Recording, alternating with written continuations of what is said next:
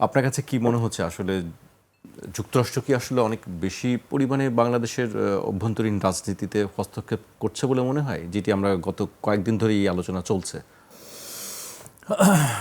ধন্যবাদ জাকির ভাই, এবং একই সাথে দিলের আপা সহ আজকের এই অনুষ্ঠান যারা দেখছেন দূরের এবং কাছের সবাইকে শুভেচ্ছা।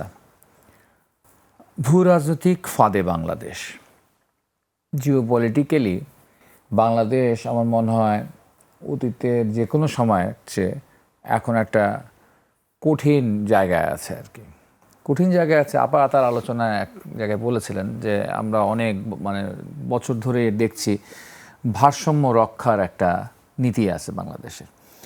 তো এইটা আমরা ওই শেখ হাসিনা সরকারের সময় দেখতাম বেসিক্যালি যে সে একই সাথে ইন্ডিয়া এবং চীন, ঠিক আছে, এই দুজনের সাথে এক ধরনের সে ভারসাম্য রক্ষা করতো।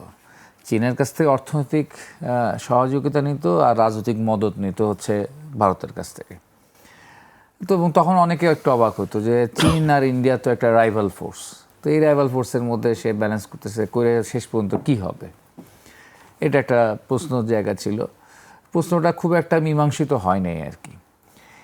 এখন আবার জিনিসটা একটু পাল্টে গেছে আর কি। এখনকার ব্যাপারটা আরেকটু জটিল, আরেকটু কঠিন।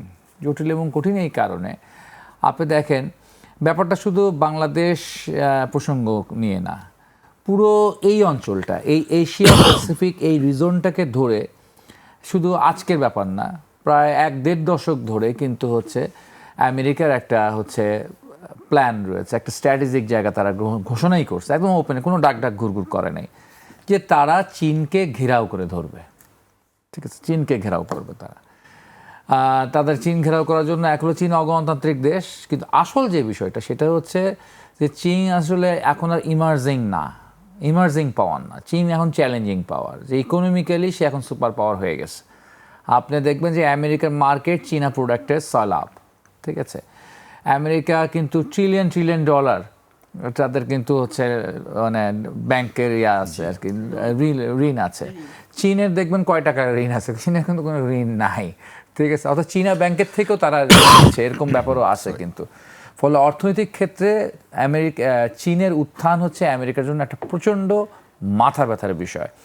আপনি কি যদি আফ্রিকার বিভিন্ন দেশের কথা চিন্তা করেন, সব কিছু মিলাইলে কিন্তু এটা একটা ভয়ঙ্কর ব্যাপার। তো এই ভয়ঙ্কর ব্যাপারটার মধ্যে দিয়ে চীন তার বহুত আগের ঘোষণা, কিন্তু সেই জায়গাটা কিন্তু বাংলাদেশ এক ধরনের ব্যালেন্স করবার চেষ্টা করতেছিল আর কি। যেমন কোয়াড গঠন করছে আর কি, এটার ক্ষেত্রে চীনের আমেরিকার সাথে ভারত আছে, কিন্তু বাংলাদেশ নাই, ঠিক আছে, বাংলাদেশ কিন্তু সেই জায়গায় যায় নাই আর কি, ঠিক আছে। ভারত অনেক ক্ষেত্রে চীনের বিরুদ্ধে আমেরিকার সাথে নিয়ে একটা কিছু করবার ক্রিয়া প্রতিক্রিয়ার মধ্যে আসে, সে কাজকর্মা করতেছে, কিন্তু বাংলাদেশ কিন্তু বরাবরই এই জায়গায় একটা স্লো গো, আস্তে ধীরে চলনীতিতে বাংলাদেশ গিয়েছে, এবং এটা আমার মতে ঠিকঠাক আছে। কিন্তু আমাদের যেটা আপার শব্দটাই আবার আমি ধার নিলাম, যদি এটা খুব কমন আমাদের জেনারেশনের কাছে শব্দটা, সেটা হলো মাইনকা চিপা, ঠিক আছে। সবচেয়ে বড় মাইনকা চিপাতে আমাদের বর্তমান সরকার পড়ে গেছে, এবং এখন পুরো বাংলাদেশ পড়ে গেছে, সেটা হচ্ছে নির্বাচনের মাত্র 3টা দিন আগে, 9 ফেব্রুয়ারি এই যে একটা চুক্তি করে বসল। এই চুক্তি করবার পর বাংলাদেশের তো এখন ব্যালেন্স করবারও স্বাধীনতা আছে কিনা, ঠিক আছে। আমি সবার বাংলাদেশের আমরা ছোটোবেলা থেকে এই পররাষ্ট্রনীতিটা শুনে আসছিলাম যে সবার সাথে বন্ধুত্ব, বা বেগম খালেদা জিয়ার একটা বক্তব্য ছিল, বিদেশে আমাদের প্রভু নেই, আমাদের বন্ধু রয়েছে, ঠিক আছে।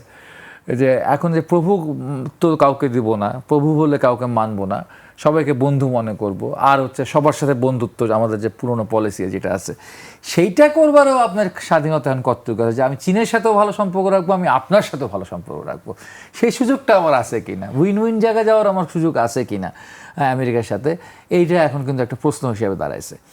এবং আমরা বাণিজ্য চুক্তির যে সমালোচনা করি, যতটুক সমালোচনা আমরা করছি, সমস্ত জায়গাটা অর্থনৈতিক বাণিজ্যিক কারণে বাংলাদেশ কোথায় কোথায় ডিপ্রাইভড হইলো, বঞ্চিত হইল বাংলাদেশ, এই জায়গাটা আমরা সমালোচনা করছি।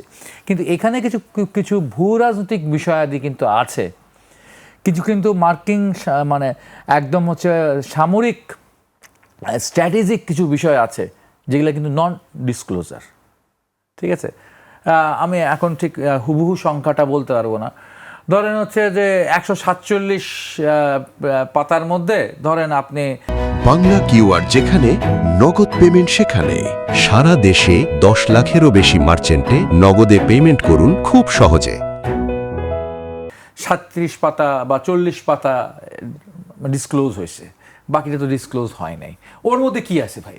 ঠিক আছে, যেটা ডিসক্লোজ হয়েছে সেটা প্রত্যেকেই তো আমরা উত্তেজিত হয়ে যাচ্ছি, সেটা নিয়ে আমরা কর্মসূচি পালন করতেছি, সেটা নিয়ে আমরা বক্তৃতা দিচ্ছি, মিছিল করতেছি, হ্যাঁ অনেক কিছু আমরা করতেছি, সেটাকে না। কিন্তু যেটা নন ডিসক্লোজারে আছে তো সেটা তো আরও ব্যাপারটা আমাদের বুঝতে হবে। যদিও আমাদের হচ্ছে যে ফরেন মিনিস্টার বলেছেন যে না না এটা হচ্ছে বিএনপি এবং জামাত দুজনই জানতো, ঠিক আছে। জামাতের আমি আবার ধাম করে বলে বসছেন যে না আমি জানি না, কিন্তু আবার বিএনপি চুপ রয়েছে। সার্জিও গোরের সফর নিয়ে এত আলোচনা হচ্ছে এইটার কেন? মধ্যে দিয়ে আমার মতে এই ক্ষেত্রে যে সার্জিও গো যে হুট করে বাংলাদেশে আসলো, এখানে আবার দুই রকম পন্থার মানুষ দুই রকম ব্যাখ্যা দেয়, ঠিক আছে। একরকম পন্থা যেমন আমাদের মতো মানুষের ব্যাখ্যা দেয় যে সার্জিও গোরের আসার ক্ষেত্রে গুরুত্বপূর্ণ বিষয় হচ্ছে যে বাংলাদেশ চীনের সাথে কতটুক আগাবে, কতটুক সে চীনের সাথে সম্পর্ক তৈরি করবে, সেই ক্ষেত্রে তাদের হচ্ছে কিছু রিজার্ভেশন আছে আমেরিকা, সেটা সে ওয়ার্ন দিয়ে গেল।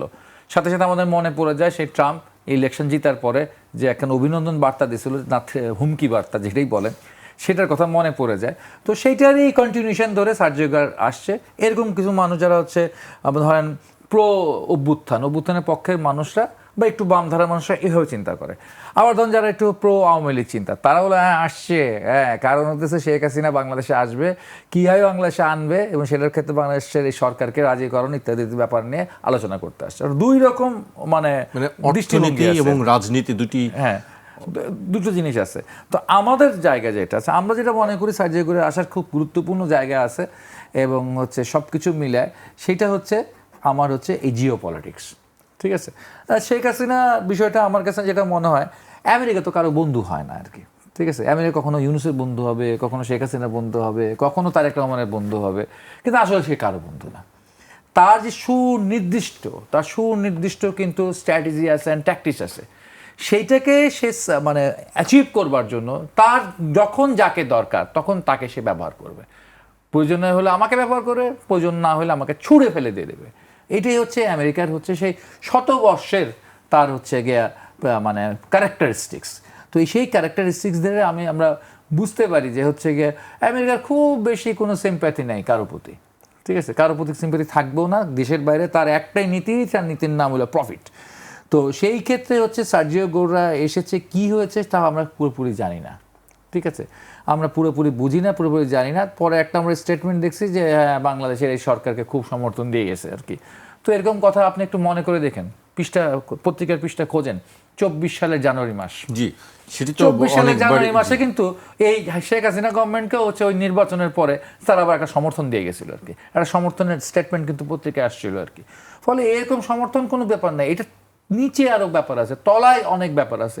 সে তলার ব্যাপারটা এক্সপোজ করা দরকার এবং সেটা এক্সপোজ করতে হবে। আমরা এটাই বুঝি, আমরা এটাই আমাদের হচ্ছে সমস্ত সার্কামফারেন্সিয়াল যা কিছু আছে তাতে বুঝি যে এই সময় ঠিক এই আইসোটেম্পোরাল এই স্ট্যাটে, ঠিক আছে, আমেরিকা হচ্ছে ওই বিষয়গুলি রিমাইন্ডার দিয়ে যান যে ওই তোমার চুক্তি, ওই ART এই এর বাইরে তুমি যাও না। একসময় আমরা দেশের সরকারগুলোকে দেখেছি, বেগম খালেদা জিয়াকে দেখেছি, হাসিনাকে দেখছি, 111-এর সময় দেখছি, নানান সময় আমরা দেখছি যে কতগুলো বিষয়ে আমেরিকা বারবার চাপায় দেওয়ার চেষ্টা করছে, সোফা, হানা, টিকফা, ঠিক আছে। কিন্তু আমার দেশের গভর্নমেন্টগুলো নানান হচ্ছে গিয়ে ভাবে এটা পিছলাই চলে যেতে পারছে আর কি। এখন যেন আর আমরা কোনোভাবে আমেরিকায় পিছাতে পারতেছে না। আর আমেরিকাকে আমরা খুব খুব খুব ভয় পাচ্ছি আর কি। আরে আমেরিকা না হইলে তো ধরেন আমার গার্মেন্টসের অবস্থা খারাপ হয়ে যাবে, আমেরিকা থাইকে আমার গার্মেন্টস অবস্থা খারাপ হবে। কারণ আমার দেশের গার্মেন্টস যে সেকেন্ড টেক্সটাইল সুপার পাওয়ার দুনিয়াতে, কেন আমার গার্মেন্টস সুপার পাওয়ার, তার একটা অন্যতম কারণ হচ্ছে আমরা কম টাকায় র ম্যাটেরিয়াল জোগাড় করি, চায়না থেকে জোগাড় করি, ভারত থেকে জোগাড় করি, আশেপাশের দেশ থেকে কম টাকায় জোগাড় করি, ঠিক আছে। একই সাথে আমার শ্রমিকের বেতনটা আমি কম দিই। সেটার কারণে আমি পৃথিবীতে কোনো দেশ এত কম দামে এত কোয়ালিটি ফুল জিনিস প্রোডাক্ট করতে পারে না, যা শুধুমাত্র সারা পৃথিবীতে বাংলাদেশ প্রোডাক্ট করতে পারে। আমেরিকা যদি বাংলাদেশের কাছ থেকে কাপড় না নেয়, আমাদের গার্মেন্টস বন্ধু বলছিল, তাই তো ওদের কাপড় ছাড়া থাকতে হবে, শীতকালে হলো মানে শীতের মধ্যে মরে যেতে হবে আমেরিকা যদি বাংলাদেশের কাছ থেকে কাপড় না নেয়। ঠিক আছে, ও কি ভয় দেখায়, আমি ওরে ভয় দেখাবো, ওর কাছে কাপড় বেচবো না, ইরান যেমন বলে তেল বেচবো না।